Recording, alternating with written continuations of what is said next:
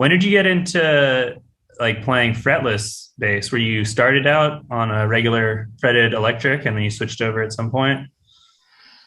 Well, I kind of alluded to it a few minutes ago. The When I started out on electric bass, it was a fretted. It was one of the guys in the orchestra class, the other bass player, had brought in like a Fender Jazz or something. It was the first time I ever touched an electric bass. And at the time, I was playing upright in a class that's full of violin, viola, cello, and they call it contrabass, is the big stand-up bass. And when you learn those, you learn by position. First position is up, what would be equivalent to the nut.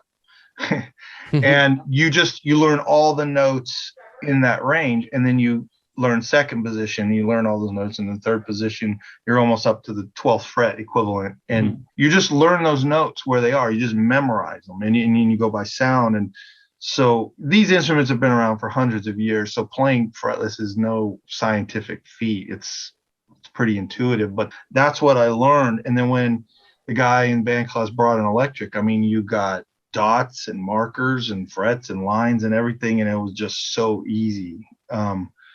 I picked it up probably in 5 seconds.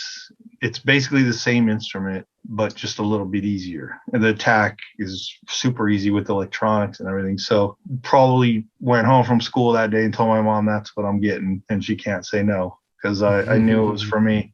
So yeah, I mean, probably, I know I didn't have my driver's license, so probably 14, 15, something like that. Wow. So I get my first electric bass, and I'm playing it for probably a couple years. And I always had the thought in mind, what if it was like the big one that I learned on, but down in a nice loud electric form? And I never, back then, I just didn't know if it was a thing. I didn't know if it was a reality to have an electric bass without frets. I overheard my cousin, who also played bass, talking about peeling the frets out of his. I thought, well, I don't know if I should do that. I wasn't crafty with wood or anything. And I think I was flipping through a Fender part catalog, and I saw a jazz neck for sale, just ebony board, slap it on. And I just went, boom, there it is. And so I had my Rickenbacker around graduation, maybe a little before. So my first bass that I bought became a spare. And so that was the experiment, and I just bought the damn neck off the catalog and put it on myself, and here it is. This is the bass from high school right here. No shit. But that's the neck, and it came completely raw. I had to drill the holes and put in the keys, and because it was raw, I just customized it. I didn't put that. I wrote that in probably like, I don't know, like 86 or 87, something like that. Oh, dude, the paint has lasted. So that's like, is that what you play on the Sadist records too? Yeah. Well, not all, in the early ones. The earlier ones. Yeah. Like A Vision of Misery, was it that one, or was it a different one? Nice. Yeah, and the band photo on the back, I'm holding this bass. And also Autopsy, the EP, Fiend for Blood, I think was the first time this was in the studio. And then those were the first two between this, and the third album was Individual Thought Patterns. And wow. Oh, that's oh my God. This baby is Individual Thought Patterns, and I keep it right in reach because this is the one that put me on the map. Wow, dude. That's fucking insane, bro. And that's super cool to be like, I'm playing on Death Individual Thought Patterns with my high school bass, bro. What's up, dude? Fuck all you guys like. Well, I didn't really have much money. So no, totally. I mean, but it's with to get that record and your performance out, I would have been like, oh, dude, he's playing like a $5,000 bass. No. No, any musician knows that. I'm not a musician. You are. Yeah, vocal. Okay, yeah, you're right. Yeah. No, but yeah, I mean, there's a level between. I mean, obviously, if you compare quality to crap, you can hear the difference. But once you get above that line into, I guess we'll call it lower quality, anything above that is really arbitrary. I mean, yeah. Well, you know, it's like with the electronics, these companies have learned each other's tricks now so much that they're very competitive, close to equal. But what it really comes down to in a good quality is, I'm speaking specifically of guitar, bass guitar, is the wood quality, you know, and what makes the wood expensive is, you know, the export process, or, you know, which is funny because that bass I just held up, when I took it apart, I could see laminate layers. I think it's like a plywood body or something. It's really, I mean, it's probably the cheapest of the cheap, but it's got, you know, like I said, about the neck from Fender, and it's got Bartolini pickups, a badass bridge. So everything bolted to this crappy body is quality. So maybe the combination kind of gives it that unique, weird voice or something. Definitely, dude. Actually, I have a specific question. I've been actually wanted to insert it. This is a perfect time. The 3-string bass, like, where did that idea come from? Obviously, like, you know, the string spacing is insane. You know, you have basically just, you're missing the string that you're missing. You spread it out and just made it, like, how did you adjust to it? And what was the purpose for, like, doing that? You know, what's crazy? I made it by accident. I was hired by Obituary in 2010. Terry was the bass player, and he was still doubling up with 6 Feet Under, and he had a schedule overlap. And so I go to Florida, and I'm crash course, and we had a couple rehearsals. I mean, like a weekend maybe. So I had time to kind of overview the songs, but nowhere near the show ready. And they dumped a set list of, I don't know, 22, 24 songs on me. And, you know, when you have that big mass of stuff to learn and you're not part of the whole band history, like, the riffs really blurred together for me. I was, you know, they can distinguish a certain song being like, oh, that's from back in, you know, 1989. We remember, oh, and this is a newer one. It goes like, you know, but to me, it was all just a big, huge pile. It was like 10,000 riffs from start to finish. Yep. And it was in their stuff, you know, Obituary. It's like the AC/DC of death metal. They're very simple. It's good. It's catchy because of that. I don't mean anything bad by it, but it's so simple. It's hard because it kind of paints an atmosphere. It's not like this technical thing where all the notes play the story. It's a big song. It's by feel. And so, man, I was lost. I didn't think I could learn all these songs in time for the first show, which, by the way, the first show was Grass Pop in Belgium. Very huge show. Yeah. So I was getting nervous, man. And I thought, you know, I got this 5-string bass, and it's got all these strings, and I don't need them. And it's confusing me looking at this bass. I don't need to think about moving on to the higher strings at all. They're not part of the song. And I thought, man, if I could just look at one string and just remember the movement on one string, I think I could get this, because I always compare it. I don't know if you're familiar with the Hawaiian alphabet. Joseph's the studious one. Look at it. I feel like Anthony would be, because he goes no, to Hawaii I just like to go there, dude. I don't know there. I think it's just 13 letters, right? Exactly. So our alphabet's 26 letters. Everything we're speaking about right now is formulated 26 digits in some form.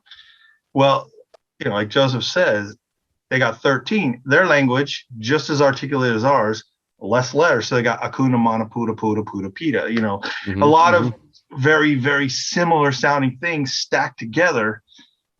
And, well, they get it. They understand each other. And I thought, you know, that's what I need. I need a smaller alphabet to remember these riffs, because they're it's not Dream Theater, man. It's Obituary. And so I started taking strings off the bass, and I just wanted to look at what I needed only. And of course, you take off too many strings and the wood pulls the strings too far, you lose your tension, and it just lays on the wood farting out, and there's no sound. And so then I put the A string back on there, and not good enough. Well, when I got the third one on there, I got my tension back, and I could make some notes, but they were all in the right place. And then I had a big void on the other side of the neck with no strings, and it looked fucking funny, but it helped me. Yeah. And I pulled it off, and I learned it all that night. Didn't get much sleep before Grass Pop, but I learned it. But I was looking at the bass, and I said, well, you know, it's a 5-string. And so I put the low E, A, and the D. Just, they don't have any big B strings. So I just put the strings in 1, 3, 5 hole, spread it out so it doesn't look so funny, kind of Max Calavera style, with all the strings. I was just about to mention him. Yeah. Yeah. Yeah. So I went away from that and just strung the 3 pretty even spaced over the 5 holes. And yeah, I was jamming in the hotel room, man. I had it, and it all finally paid off, and I was ready for the show. And I thought maybe I should return the bass to normal, and I started putting the strings on, and I was like, there they are again, all the distractions. And I said, fuck it. It's more important to play it right than have worry about having a funny looking bass guitar. So I went back to the 3-string setup, and sure enough, man, backstage, we're getting ready to go. And I open the lid of the case, and Trevor's standing there warming up. He looks down and goes, man, that thing looks like a damn trident. And I go, what do you think, man? He goes, man, that's badass. You gonna rock that thing? And I said, that's kind of what it looks like. He goes, man, that's badass. And I was like, cool, got my endorsement. I'm up there. Yeah. So hell yeah. It was out of necessity, and I pulled it off. Great show. And I played the rest of the tour like that, obviously. Why fuck with it? And eventually I learned that it was kind of fun to play. It was very different. And with the string spacing, you're skipping, there's a missing string, and you play. Yeah. It was cool. And once I brought it to I played it in Testament. And or maybe first I think we were doing that Death to All stuff.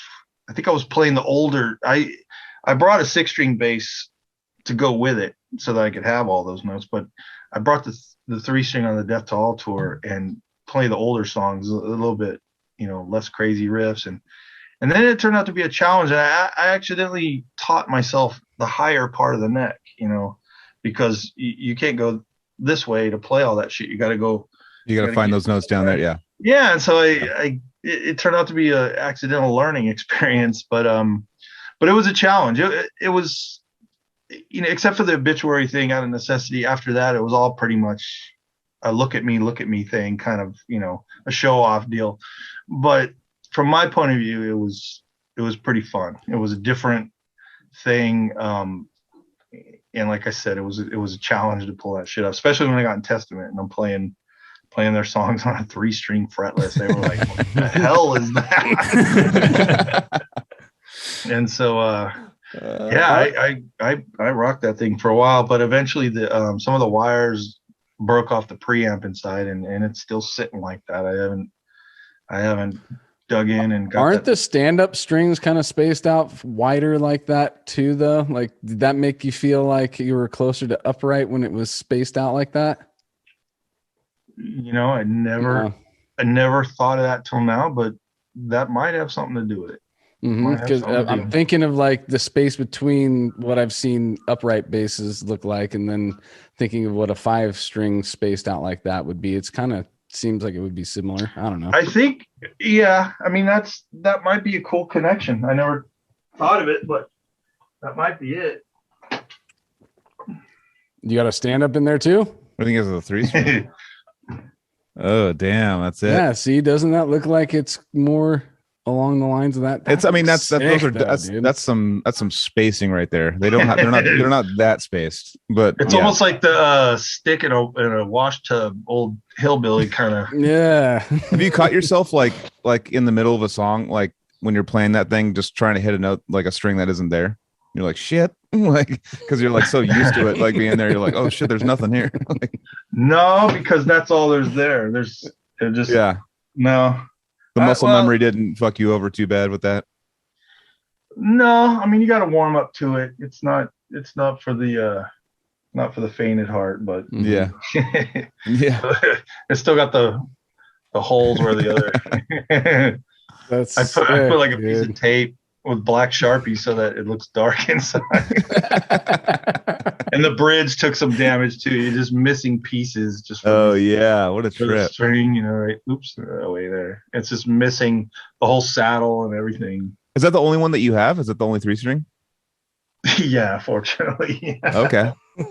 But like I said, the preamp took some damage on the road, and I haven't fixed it, so I can't play it until it goes into the pit crew. But it'd be cool to break it out again one day. It's pretty fun to play. It's a challenge. Yeah. That's cool.